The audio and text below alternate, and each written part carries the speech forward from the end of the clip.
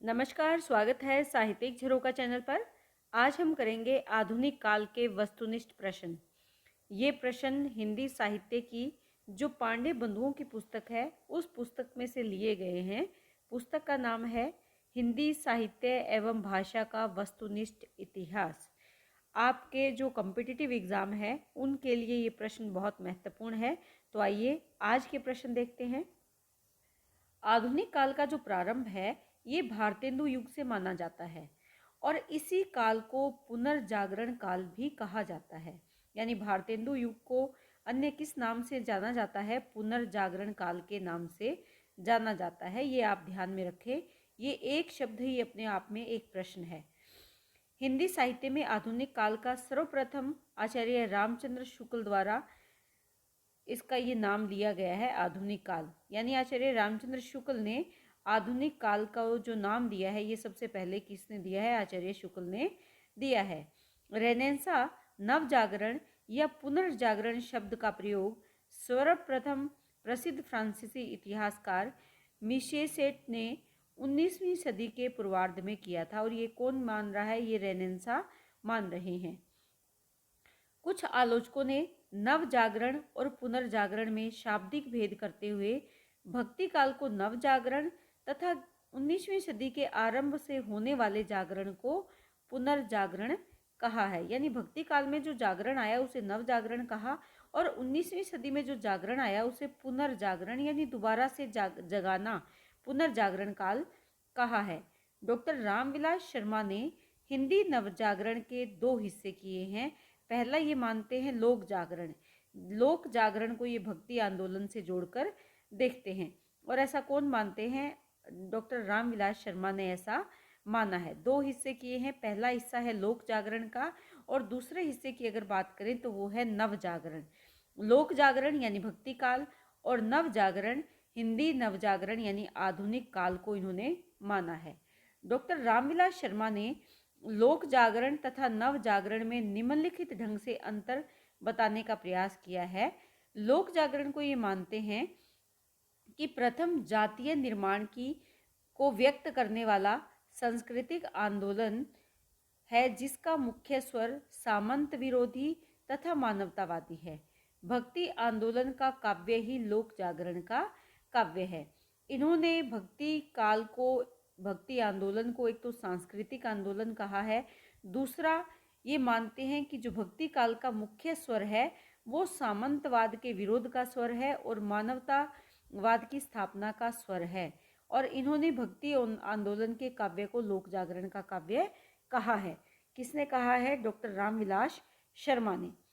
नवजागरण या हिंदी नवजागरण ये जो 19वीं शताब्दी में नवजागरण काल इन्होंने माना है वो राष्ट्रीय स्वाधीनता का सामाजिक, राजनीतिक और सांस्कृतिक आंदोलन है जिसका मुख्य स्वर साम्राज्यवाद विरोधी तथा सामंतवाद विरोधी है। ये साम्राज्यवाद का भी विरोध करते हैं और सामंतवाद का भी विरोध करते हैं। किसकी स्थापना करना चाहते हैं? राष्ट्रीय स्वाधीनता की स्थापना करना चाहते हैं। समाज, राजनीति और संस्कृति तीनों से जुड़े हुए आंदोलन को ये नवजागरण में शामिल करते हैं। डॉक्टर रामविलास शर्मा ने लिखा है जो नवजागरण यहाँ पर अगर देखें 1857 ईस्वी के स्वाधीनता संग्राम से आरंभ हुआ वह भारतेंदु युग में और भी ज़्यादा व्यापक बना। उसकी साम्राज्यवाद विरोधी, सामंतवाद विरोधी प्रवृत्तियाँ द्विवेदी युग में और भी पुष्ट हुई और फिर निराला के साहित्य में कलात्मक स्तर पर तथा उनकी विचारधारा में ये प्रवृत्तियाँ क्रांतिकारी रूप में व्यक्त हुई है। महत्वपूर्ण है ये परिभाषा और किसकी है? डॉक्टर रामविलास शर्मा की है। डॉक्टर मैनेजर पांडे ने लिखा है रामविलास शर्मा हिंदी नवजागरण और उसके साहित्य की विशेषताओं का सशक्त, स्वतंत्र, प्रामाणिक विवेचन करने वाले पहले व्यक्ति हैं। ऐसा किसने माना है? डॉक्टर मैनेजर पांडे ने ये माना है। डॉक्टर रामस्वरूप चतुर्वेदी की बात अगर करें तो इन्होंने लिखा है कि पुनर्जागरण दो जातीय संस्कृतियों की टकराहट से उत्पन्न रचनात्मक ऊर्जा है। दो जातियां यहाँ कौन सी टकरा रही थी? हिंदू और मुस्लिम। तो इन दोनों जातियों की संस्कृतियों की टकराहट से उत्पन्न रचनात्मक ऊर्जा है। हिंदी में आधुनिकता और पुनर्जागरण के प्रवर्तक और पितामह भारतेंदु हरिश्चंद्र को माना जाता है। बहुत ही महत्वपूर्ण प्रश्न यहाँ से बनकर आएगा। देखिए परिभाषाएं आप बहुत अच्छे से समझकर करें, क्योंकि परिभाषाएं अक्सर कॉम्पिटिटिव एग्जाम में पूछी जाती हैं। उसके बाद पुनर्जागरण काल का प्रवर्तक किसे माना जाता है या आधुनिक काल का पितामह किसे माना जाता है, तो वो भारतेंदु हरिश्चंद्र को माना जाता है। विभिन्न विद्वानों ने भारतेंदु युग का काल निर्धारण निम्नलिखित ढंग से किया है।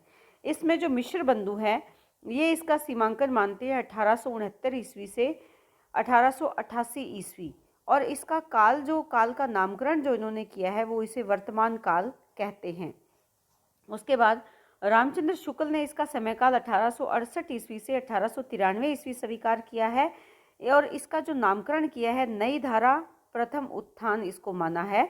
रामकुमार वर्मा 1870 से 1900 ईस्वी तक को इसका समयकाल मानते हैं और आधुनिक काल का नाम इन्होंने दिया है। केसरी नारायण शुक्ल जी 1865 से 1900 ईस्वी तक का समय काल मानते हैं। रामविलास शर्मा की अगर बात करें तो 1857 से 1900 तक का समय काल इन्होंने स्वीकार किया है और इस काल को नवजागरण काल इन्होंने कहा है। तो ये बहुत ही महत्वपूर्ण है, ध्यान में रखने वाली बात है। यहाँ पर विशेष तौर पर आचार्य रामचंद्र शुक्ल ने इसे क्या कहा है, नई धारा और प्रथम उत्थान, इसका नामकरण इन्होंने किया है जो भारतेंदु युग है। रामविलास शर्मा इसे नवजागरण के नाम से संबोधित करते हैं और राम कुमार वर्मा ने इसे आधुनिक काल कहा है। ये आप बहुत अच्छे से ध्यान में रखें। इसके बाद बात करते हैं भारतेंदु पूर्व जो काव्य धारा थी जिसका समयकाल 1843 से 1867 ईस्वी माना गया है, इसके बारे में अगर जाने तो इस समयकाल का जो कृतित्व भारतेंदु युग की पृष्ठभूमि के रूप में जाना जाता है। यानी इस समय में जो रचनाएं लिखी गई उन्होंने भारतेंदु युग की आधार भूमि तैयार करने का काम किया है। भारतेंदु पूर्व काव्य धारा में रचित महत्वपूर्ण अगर भक्ति काव्य निम्नांकित रचनाओं को अगर देखें तो उसमें सबसे पहले बात करते हैं कवि जो रीवा नरेश रघुराज सिंह है। इनकी रचनाएं हैं राम स्वयंवर जो कि 1969 ईस्वी में लिखी गई, और दूसरी इनकी जो रचना है वो है रुक्मिणी। इसके बाद रुक्मिणी परिणय, इनकी जो दूसरी रचना है वो कौन सी है, रुक्मिणी परिणय। तीसरी रचना है आनंदाबुनिधि। चौथी इनकी रचना है रामाष्टयाम। तो ये रचनाएं किससे जुड़ी हुई है, भक्ति काल से जुड़ी हुई रचनाएं हैं। इसके बाद अगर देखें भक्ति काल से जुड़ी हुई रचनाओं से मेरा तात्पर्य यहाँ पर क्या है कि भक्ति से जुड़े हुए विषय लिए हैं। देखिए यहाँ पर स्वयं राम के स्वयंवर की बात करते हैं, रुक्मिणी की बात कर रहे हैं। इसके बाद रामाष्टयाम जो रचना है इसमें राम के जो अष्ट पहर या अष्ट आयाम के बारे में इन्होंने बात की है, तो यानी भक्ति काल के विषय इन्होंने लिए हैं। उसके बाद रघुनाथ दास राम स्नेही की अगर बात करें तो विश्राम सागर इनकी रचना है 1854 ईस्वी में लिखी गई है। सरदार कवि की रचनाएं महत्वपूर्ण है, अक्सर पूछ ली जाती है, जो है राम रत्नाकर, रामलीला प्रकाश, हनुमत भूषण और तुलसी भूषण। उसके बाद ललित किशोरी की रचना की अगर बात करें तो इनका नाम कुंदन लाल के नाम से भी जाना जाता है। इनके कुछ छंद मिलते हैं, स्फुट छंद। गोपाल चंद्र गिरिधर दास, ये कौन है, भारतेंदु जी के पिता है गोपाल चंद्र गिरिधर दास। इनकी जो रचना है राधा स्तोत्र है, गोपाल शस्त्रोत्र है, जरासंध वध है, बलराम कथामृत है, राम कथामृत है। तो ये यहाँ पर आप ध्यान में रखेंगे। भारतेंदु पूर्व ब्रज भाषा में रचित जो श्रृंगारिक रचनाएं हैं उनकी अगर बात करें तो सरदार कवि की रचना है षड ऋतु, साहित्य सरसी और श्रृंगार संग्रह। इसके बाद सेवक की रचना है नक्शिक। इसके बाद अगर बात करें चंद्रशेखर वाजपेयी, इनकी जो रचना है नक्शिक है, और हमीर हट इनकी महत्वपूर्ण रचना है। हमीर हट के बारे में कई बार पूछ भी लिया जाता है। भारतेंदु पूर्व काव्य रीति निरूपण जो रचनाएं हैं उसमें रामदास का नाम विशेष रूप से लिया जा सकता है, जिनकी रचना है कवि कल्पद्रुम, 1844 ईस्वी में ये लिखी गई है। सेवक की जो रचना है वो वाग्विलास है। गोपाल चंद्र गिरधर दास की जो रचना है भारती भूषण और छंदो वर्णन इनकी प्रसिद्ध रचना है। वैजनाथ द्विवेदी का नाम भी यहाँ लेना ज़रूरी है। इनकी जो प्रमुख रचनाएं हैं वो है सीता रामाभरण, मंजरी, राम रहस्य, वृत्ति, दोष कदम्ब। उसके बाद वामा विलास, उद्दीपन श्रृंगार, अनुभव उल्लास, और चित्राभरण इनकी प्रसिद्ध रचनाएं हैं। इसके बाद लच्छीराम की बात करें, जिन्हें ब्रह्म भट्ट भी कहा जाता है। मानसियाष्टक, प्रताप रत्नाकर, प्रेम रत्नाकर, लक्ष्मीश्वर रत्नाकर, रावणेश्वर कल्पतरु, कमलानंदन कल्पतरु, ये इनकी प्रसिद्ध रचना है लच्छीराम ब्रह्म भट्ट की। ये आप ज़रूर ध्यान में रखें। कई बार वैसे तो भारतेंदु से पहले का जो साहित्य है उसके बारे में ज़्यादा विस्तार से नहीं पूछा जाता, लेकिन कभी कभी यहाँ से प्रश्न पूछे जाते हैं। सरदार कवि के बारे में प्रश्न पूछ लिया जाता है, गोपाल चंद्र गिरधरदास के बारे में प्रश्न पूछ लिया जाता है। इसके साथ साथ रामदास की जो रचना है इसके बारे में प्रश्न पूछ लिया जाता है, या ब्रह्म भट्ट की भी कोई न कोई रचना पूछ ली जाती है। तो आप यहाँ से एक बार सरसरी नज़र ज़रूर डालें, ताकि अगर पेपर में आ जाते हैं तो आपको इसमें कोई समस्या ना आए। उसके बाद भारतेंदु हरीशचंद्र की अगर बात करें तो इनका जन्म 1850 से माना जाता है। 1885 ईस्वी में इनका देहांत हो गया था। जन्म स्थान इनका काशी है। पिता इनके गोपाल चंद है। गुरु की अगर बात करें तो शिव प्रसाद सितारे हिंद इनके गुरु हैं। उपाधि जो इनको मिली थी वो भारतेंदु की उपाधि मिली थी। उपनाम इनका क्या है? रसा उपनाम से ये जाने जाते हैं। भारतेंदु हरीशचंद्र की समस्त रचनाओं की संख्या 175 है और उनके काव्य ग्रंथों की संख्या की अगर बात करें तो वो क्या है? 70 है। इनकी जो काव्य रचनाएं हैं ये बहुत ही महत्वपूर्ण है, जिसमें भक्ति सरवसव है, प्रेम मालिका है, कार्तिक स्नान, वैष्णव महातव्य, प्रेम सरोवर, प्रेमाश्रु वर्णन, जैन कुतूहल, प्रेम माधुरी, प्रेम तरंग, उत्तरार्ध भक्तमाल, प्रेम प्रलाप, गीत गोविंद, सत्सई श्रृंगार, होली, मधुमुकुल। ये इनकी वो रचनाएं हैं जो महत्वपूर्ण रचनाएं हैं काव्य की दृष्टि से, तो आप इनको थोड़ा ध्यान से ज़रूर करें। इसके बाद देखें तो 16वीं इनकी रचना है राग संग्रह।